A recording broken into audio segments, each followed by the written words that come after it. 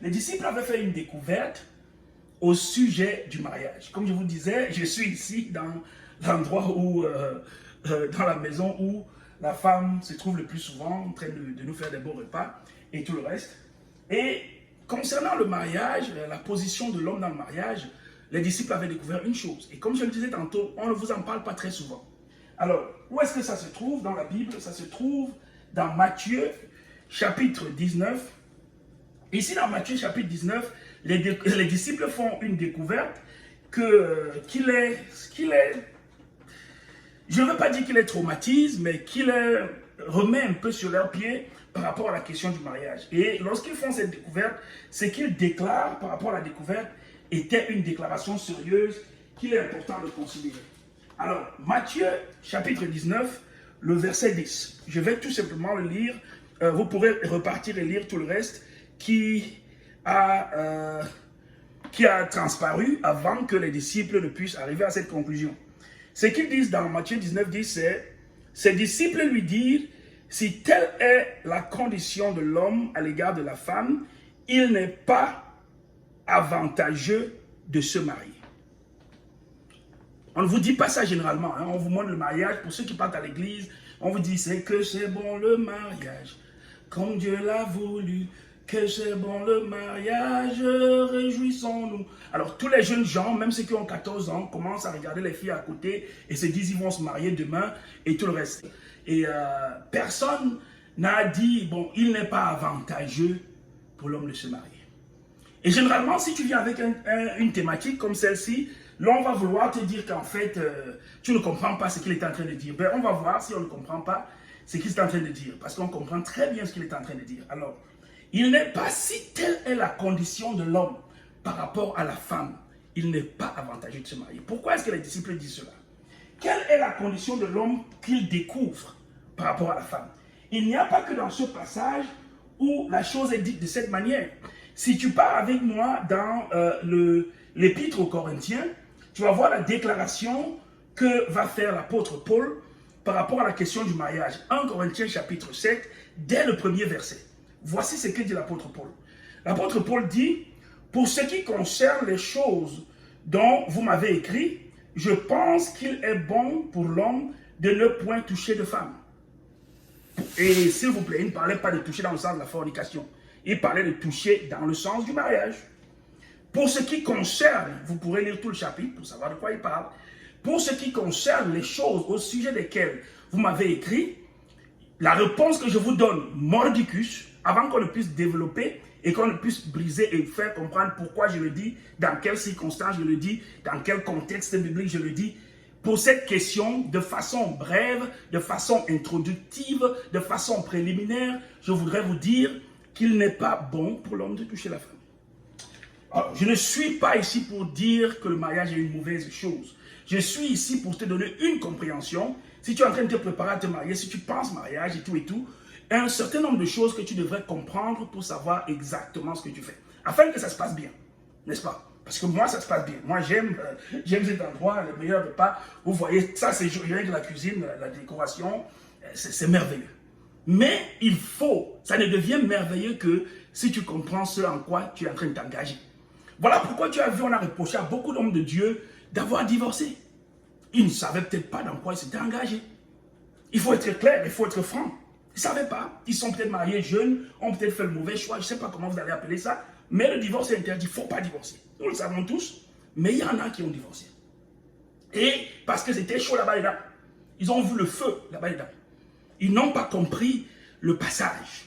Ils n'ont pas compris ce que les disciples, eux, ils avaient compris au sujet du mariage. Alors, qu'est-ce que ces gens avaient compris au sujet du mariage? Lorsque tu vas davantage dans les profondeurs de ces passages-là, ce que tu découvres, c'est que la Bible te dit quelle est la condition de l'homme par rapport à la femme. Maintenant, il faut comprendre, dans la circonstance qui était celle des disciples, voici des gens, des juifs, et dans cette société, si tu te souviens bien, si tu as lu la Bible un peu, tu vas te rendre compte que quand ces gens comptaient leur bétail, quand ils comptaient leurs possessions, ils y comptaient aussi les femmes. Donc on pouvait avoir des écritures, des passages de la Bible qui disent des choses du genre j'ai 5 chevaux, 3 bœufs, 4 femmes, 6 maisons, et ainsi de suite. Donc les femmes, ils les comptaient comme ça. Les gars n'ajoutaient pas tellement d'importance. Et aussi, ces gens avaient tendance à croire qu'ils peuvent se marier, prendre des femmes et les relâcher comme bon leur semble. Jésus est venu leur dire que non, ce n'est pas ça. Au commencement, ce n'est pas ce que Dieu avait prescrit. Au commencement, Dieu a institué le mariage de telle sorte que toi et ton épouse allez devenir une personne.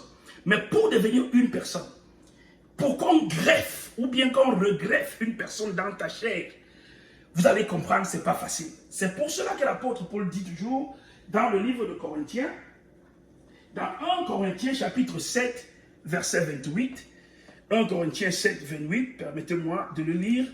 Voici ce que l'apôtre Paul dit. Alors, il dit, si tu t'es marié, tu n'as point péché. Et si la Vierge s'est mariée, elle n'a point péché. Mais ces personnes auront des tribulations dans la chair et je voulais vous en épargner. Donc, il faut se dire la vérité. Ce n'est pas tellement de personnes qui vont te dire c'est vérité. Il dit, si tu t'es marié, tu n'as rien fait de mal. Si la Vierge s'est mariée, elle n'a rien fait de mal. Mais je voudrais, moi Paul, vous épargner de cela. Je voudrais au moins que vous le faisiez en connaissance de cause. Ces gens auront des tribulations dans leur chair.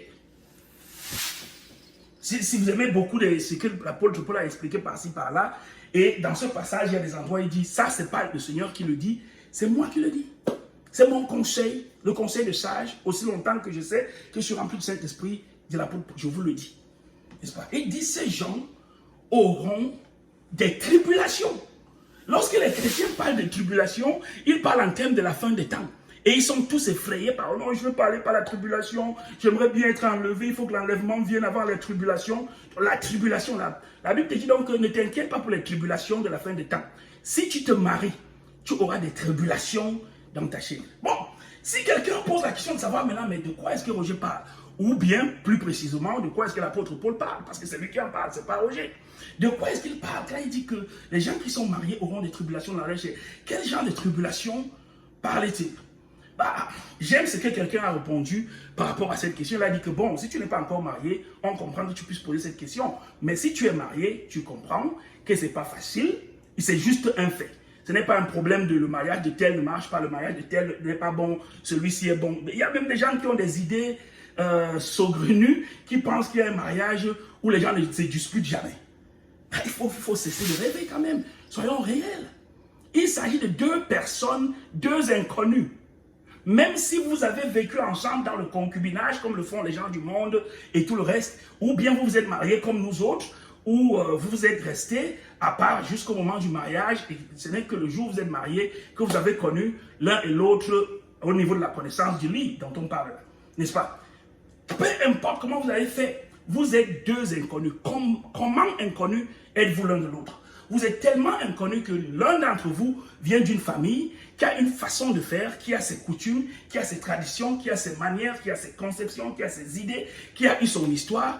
Et l'autre vient également d'une famille qui a les mêmes réalités. Et ces réalités sont tellement divergentes. Vous allez commencer à découvrir ça dans le vivre ensemble. Et il est question dans ce vivre ensemble de donc greffer les deux personnes de telle sorte que les personnes deviennent une seule personne. Et s'il vous plaît, il n'y a pas de chemin retour. Lorsque ce que Dieu a béni, que personne ne vienne déceler cela. Dès que tu entres dedans, tu es fait, tu es bien, tu restes là-dedans.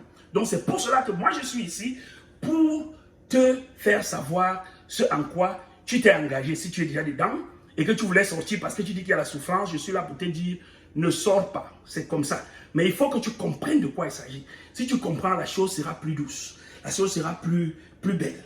Tu vas vivre cela très facilement. N'est-ce pas? Donc, de quoi est-ce qu'il est question?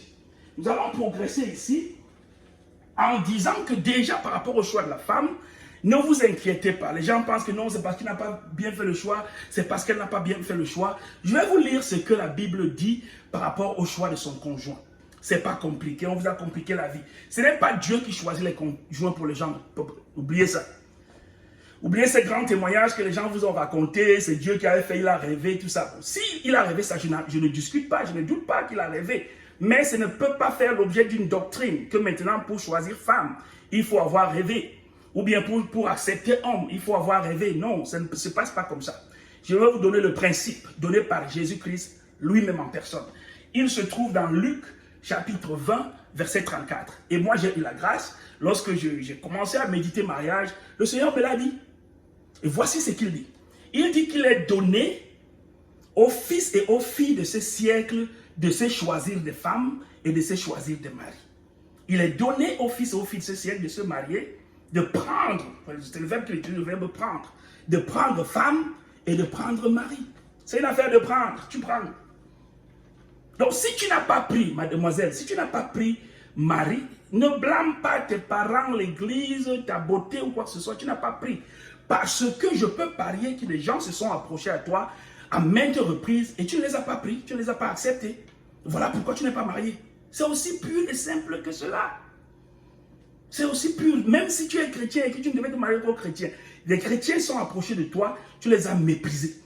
Il y a très rarement de personnes dont on ne s'est jamais approché. Et si c'est ton cas, tu dis, moi, personne ne m'a jamais approché ou j'ai eu l'impression qu'il m'aimait et je l'ai méprisé. Eh bien, si c'est vrai, la personne arrive, elle va t'approcher. Elle pourra être le laveur de je ne sais quoi, le laveur des chaussettes, le laveur des assiettes ou quoi que ce soit. Tu vas prendre ou tu ne vas pas prendre. Après, tu vas crier que Dieu ne t'a pas donné mari. Dieu ne donne pas les maris, Dieu ne donne pas les femmes. Il est donné aux fils de ce siècle, Luc chapitre 20, verset 34, de prendre mari et de prendre femme. Si tu ne prends pas, c'est ton problème. Tu continues à prier dans la chambre pour qu'on te révèle, c'est ton problème. Voilà. Maintenant, quand tu as pris, il faut être responsable. Je suis là un peu plus pour parler de l'intérieur du mariage maintenant. Alors, pour l'intérieur du mariage, une fois que vous êtes dedans, on a scellé, vous êtes venus chez nous, les pasteurs et les dirigeants d'église, on a enfermé Pâques, nous te bénissons et tout le reste, c'est que Dieu a mis ensemble, que personne ne divise, tu es dedans.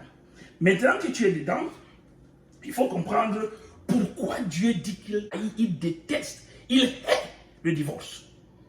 Pourquoi Dieu hait le divorce? Pourquoi il déteste le divorce?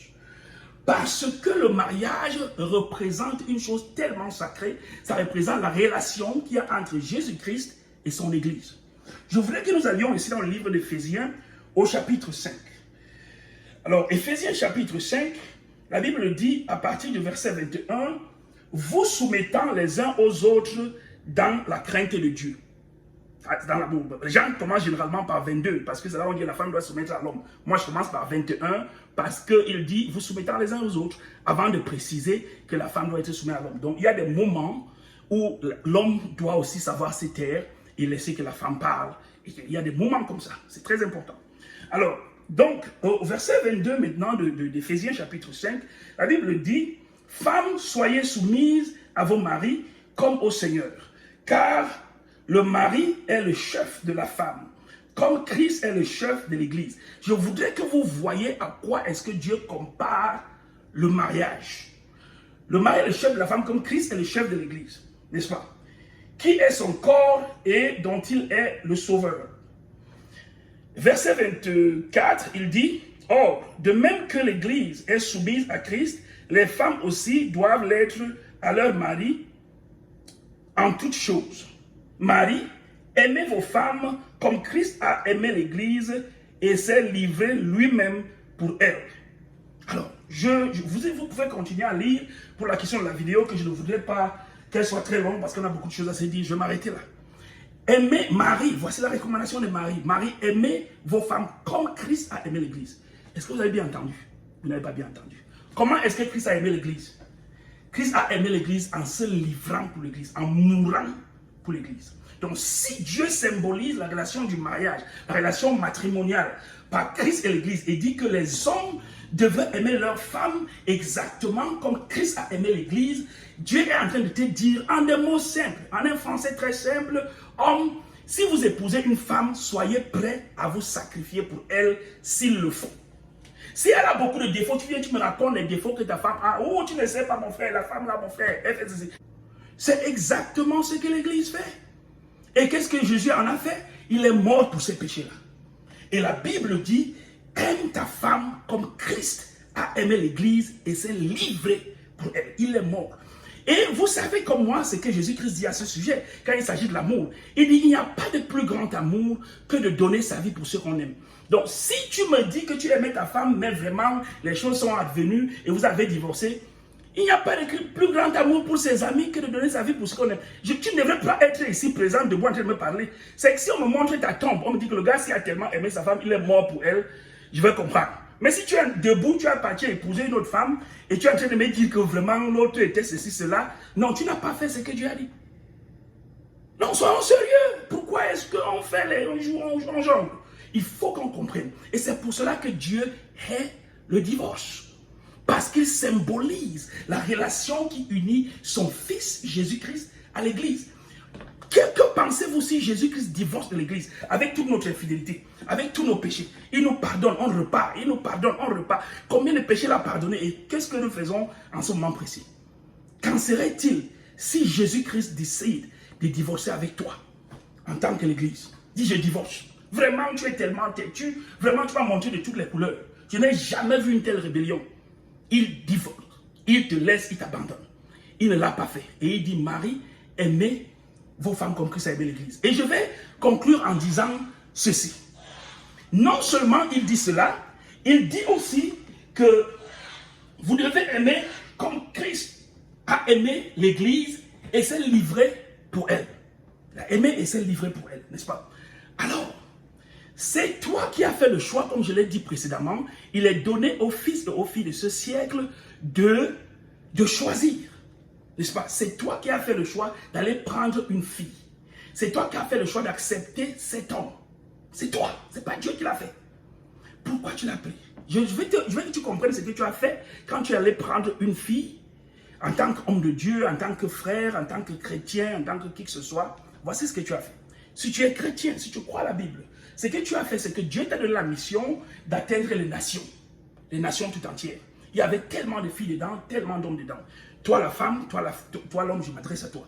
Et tu as choisi, chaque jour tu les rencontrais les mercredis pour la prière, l'étude biblique, les vendredis pour la prière intensive et les dimanches pour le culte. Mais tu es parti prendre l'une d'elles, tu as dit, je vais t'aimer spécialement. I will love you faithfully. In my life I promise you. Tu as dit cela, tu l'as pris, tu l'as mis dans la maison. Maintenant, celle-là, l'amour que tu t'adresses à cette femme-là, ou l'amour que tu t'adresses à celui-là, cet homme-là, est maintenant spécial dans le sens où il va découvrir que tu es. Ce n'est plus seulement les mercredis, les vendredis, les dimanches. Ceci, tu vas l'aimer au jour le jour, heure après heure.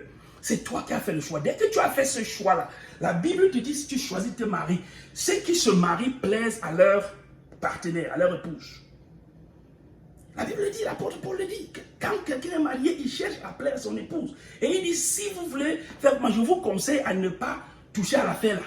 Je vous conseille, mais à cause de l'incontinence, parce que je sais que si je vous dis ça, vous ne touchez pas, vous allez maintenant aller forniquer et tout le reste, allez-y, mariez-vous. Mais quand vous avez choisi de vous marier, soyez responsable. Aimez comme Christ a aimé l'Église. Si vous avez les commentaires, nous allons le faire.